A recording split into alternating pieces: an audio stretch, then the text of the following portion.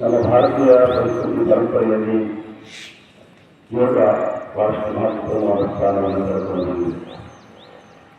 ಕಳೆದ 90 ವರ್ಷಗಳಿಂದ ಈ ಯೋಗ ಅಂತಾರಾಷ್ಟ್ರೀಯ ಮಹತ್ವವನ್ನು ಪಡೆದುಕೊಂಡಿದೆ.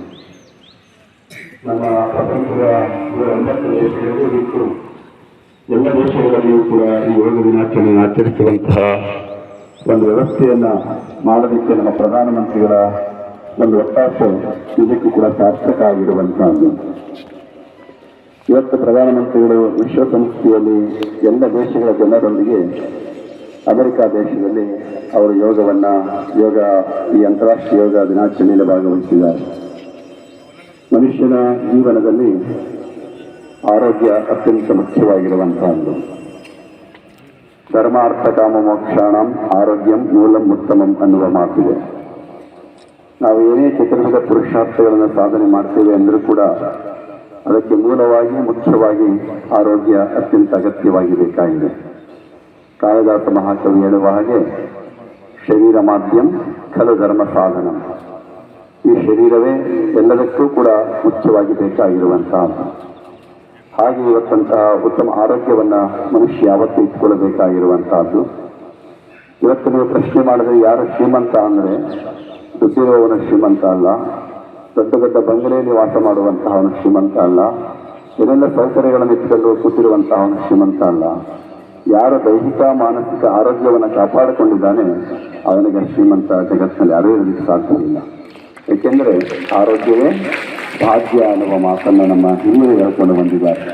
ಹೆಲ್ತ್ ಈಸ್ ವೆಲ್ತ್ ಅನ್ನುವಂತಹ ಮಾತು. ಹಾಗೆ ಇವತ್ತು ಪ್ರತಿಯೊಬ್ಬರೂ ಕೂಡ ಆರೋಗ್ಯವನ್ನು ಚೆನ್ನಾಗಿ ಕಾಪಾಡಿಕೊಳ್ಳಬೇಕು ಅಂತಂದರೆ ಉತ್ತಮವಾದ ಆಚಾರ ವಿಚಾರಗಳು, ಆಹಾರ ವಿಚಾರಗಳು, ಶಿಸ್ತುಬದ್ಧ ಜೀವನ ಇವೆಲ್ಲವನ್ನು ಇಟ್ಟುಕೊಂಡ್ರೆ ಉತ್ತಮ ಆರೋಗ್ಯವನ್ನು ಕಾಪಾಡಿಕೊಳ್ಳೋದಕ್ಕೆ ಸಾಧ್ಯವಾಗ್ತದೆ. ಇವತ್ತು ನಾವು ಎಷ್ಟು ದೀರ್ಘವಾಗಿ ಬದುಕುವ ಅನ್ನೋದಕ್ಕಿಂತ ಕೂಡ ಎಷ್ಟು ಆರೋಗ್ಯಪೂರ್ಣವಾಗಿ ಬದುಕ್ತಿದ್ದೇವೆ ಅನ್ನುವಂಥದ್ದು ಮಹತ್ವಪೂರ್ಣವಾಗಿರುವಂತಹದ್ದು. ಆರೋಗ್ಯ ಬೇಕು, ಆರೋಗ್ಯ ಸೂತ್ರಗಳ ಪಾಲನೆ ಬೇಡ ಅನ್ನುವ ಮಾತಿದೆ. ನಾವೆಲ್ಲ ಆರೋಗ್ಯ ಬೇಕು ಅಂತ ಬಯಸ್ತೇವೆ, ಆದರೆ ಆರೋಗ್ಯದ ಸೂತ್ರಗಳನ್ನು ನಾವು ಯಾರೂ ಕೂಡ ಪಾಲನೆಯನ್ನು ಮಾಡ್ತಾ ಇಲ್ಲ. ಹಾಗೆ ಇವತ್ತು ನಾವು ಉತ್ತಮ ಆರೋಗ್ಯವನ್ನು, ದೀರ್ಘ ಆಯುಷ್ಯ ಇರಬೇಕು, ದೀರ್ಘ ಆಯುಷ್ಯದ ಜೊತೆಗೆ ಉತ್ತಮ ಆರೋಗ್ಯವೂ ಕೂಡ ನಮಗೆ ಬೇಕಾಗಿರುವಂತಹದ್ದು. ಹಾಗೆ ಇವತ್ತು ಅವೆರಡನ್ನೂ ಕೂಡ ಚೆನ್ನಾಗಿ ಹೊಂದಬೇಕು ಅಂದರೆ ಜೊತೆಗೆ ನಮ್ಮ ದೈಹಿಕ ಮತ್ತು ಮಾನಸಿಕ ಎರಡೂ ಆರೋಗ್ಯವು ಚೆನ್ನಾಗಿರಬೇಕು ಅಂದರೆ ಯೋಗ ಅತ್ಯಂತ ಅವಶ್ಯವಾಗಿ ಬೇಕಾಗಿದೆ. ಅಷ್ಟಾಂಗ ಯೋಗ ಇವತ್ತು ನಮ್ಮ ದೇಶದ ದೊಡ್ಡ ಕೊಡುಗೆ ಆಗಿರುವಂತಹದ್ದು. ಯಮ, ನಿಯಮ, ಆಸನ, ಪ್ರಾಣಾಯಾಮ, ಸತ್ಯಾಹಾರ, ಧ್ಯಾನ, ಧಾರಣ, ಸಮಾಧಿ ಹೇಳ್ಕೊಂಡು ಬರ್ತಾ ಇರ್ತಾರೆ. ಅದರಲ್ಲಿ ಯೋಗವೂ ಕೂಡ ಒಂದಾಗಿದೆ. ಇದು ಪ್ರಾಣಾಯಾಮದೊಂದಿಗೆ ಮಾಡುವಂತಹ ಅತ್ಯಂತ ಒಂದು ಶಿಸ್ತುಬದ್ಧವಾದಂತಹ ದೈಹಿಕ ಮತ್ತು ಮಾನಸಿಕ ಎರಡಕ್ಕೂ ಕೂಡ ಚಟುವಟಿಕೆಯನ್ನು ಕೊಡುವಂತಹದ್ದು. ನಾವು ಬೇರೆ ಬೇರೆ ವ್ಯಾಯಾಮಗಳನ್ನು ಮಾಡಿದ್ರೆ ಅದು ದೇಹಕ್ಕೆ ಮಾತ್ರ ಸೀಮಿತ ಆಗಿರ್ತದೆ. ಆದರೆ ಯೋಗವನ್ನು ಮಾಡಿದಾಗ ದೇಹ ಮತ್ತು ಮನಸ್ಸಿಗೂ ಕೂಡ ಎರಡಕ್ಕೂ ಕೂಡ ಏಕಕಾಲದಲ್ಲಿ ಆರೋಗ್ಯವನ್ನು ತಂದುಕೊಡೋದಕ್ಕೆ ಸಾಧ್ಯ ಆಗುವಂತಹದ್ದು. ಈ ಯೋಗವನ್ನು ಸ್ವತಃ ಮಾಡಬಾರ್ದು ಅಥವಾ ಪುಸ್ತಕದಲ್ಲಿದೆ ಅಂತ ಓದಿಕೊಂಡು ಮಾಡಬಾರ್ದು. ಯಾರಾದರೂ ಒಬ್ಬ ಉತ್ತಮವಾದಂತಹ ಯೋಗ ಗುರುವಿನಲ್ಲಿ ಮುಖಾಂತರವಾಗಿ ಈ ಯೋಗವನ್ನು ಅಭ್ಯಾಸ ಮಾಡಬೇಕೆ ಹೊರತು ಸ್ವತಃವಾಗಿ ನಾನೇ ಕಲಿತೀನಿ ಅಂತ ಹೋಗಬಾರದು. ಉತ್ತಮ ಮಾರ್ಗದರ್ಶನದೊಂದಿಗೆ ಯೋಗಾಭ್ಯಾಸವನ್ನು ಮಾಡಬೇಕಾಗಿರುವಂತಹದ್ದು.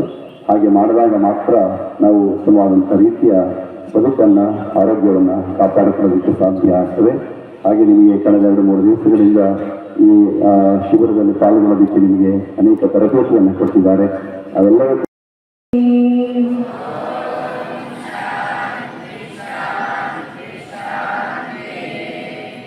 ಎರಡು ಕೈಗಳನ್ನು ಬೆನ್ನಿಂದ ತಟ್ಟಿ ಮುಂದಕ್ಕೆ ಬಾಗ್ತಾ ಹಣೆಯನ್ನು ಮುಗಿತಾ ಇದೆ. ಸ್ಟ್ಯಾಚ್ಯೂನು ನಿಧಾನವಾಗಿ ಮೇಲಕ್ಕೆದ್ದು ಎರಡು ಕೈಗಳನ್ನು ಚೆನ್ನಾಗಿ ಹಚ್ಚಿ ಆ ಬಿಸಿ ಕಾವನ್ನು ಕಣ್ಗಳಿಗೆ ತಾಗಿಸಿ ಕಣ್ತೆರೆದು ನಿಮ್ಮ ಹಸ್ತಗಳನ್ನು ನೋಡ್ಕೊಳ್ಳಿ. Thank you. ಲಿಂಗವನ್ನು ನಿಂತ್ಕೊಳ್ಳಿ.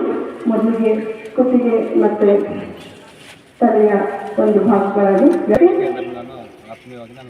ಉತ್ಪನ್ನ ಬಿಡ್ತಾ ಮುಂದೆ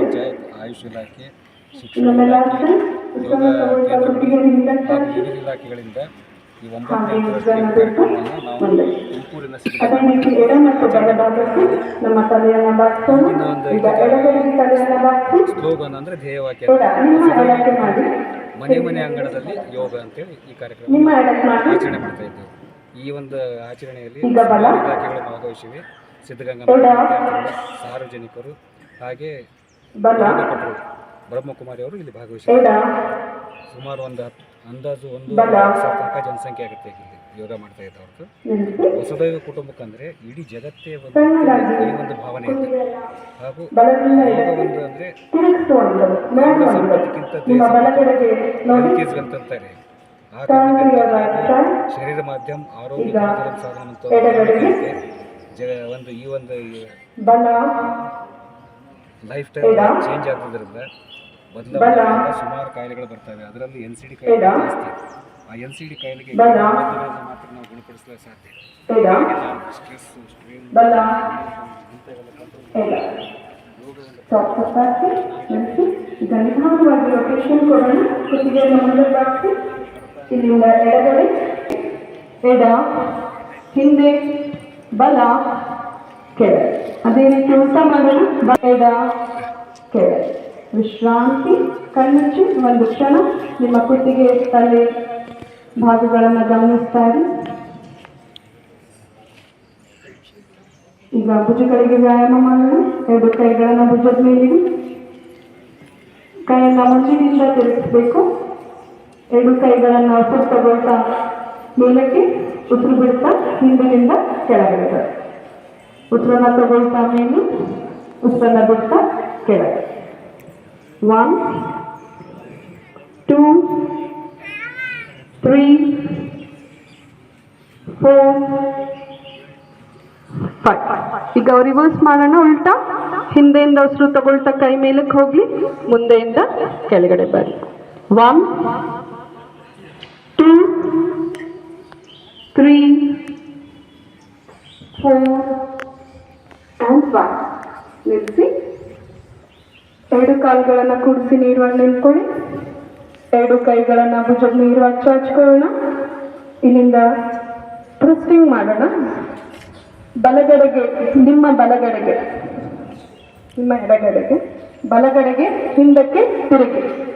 ನಿಮ್ಮ ದೇಹವನ್ನು ಟ್ವಿಸ್ಟ್ ಮಾಡಬೇಕು. ಹಿಂದಕ್ಕೆ ನೋಡುವಂಥದ್ದು, ಹಿಂದೆಗಡೆ ದೇವಸ್ಥಾನವನ್ನು ನೋಡುವಂಥದ್ದು. ಅದೇ ರೀತಿ ಮುಂದಕ್ಕೆ ತಿರುಗಿ ಎಡಗಡೆ, ಲೆಫ್ಟ್ ಸೈಡ್. ಬಲ. ಕೈಗಳು ಭುಜದ ನೀರ ಬರಲಿ. ಎಡ, ಬಲ, ಎಡ, ಬಲ,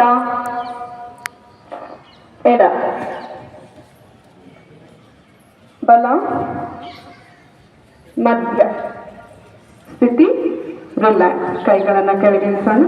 ಈಗ ಮೊಣಕಾಲಿಗೆ ವ್ಯಾಯಾಮ ಮಾಡೋಣ. 2 ಕೈಗಳನ್ನು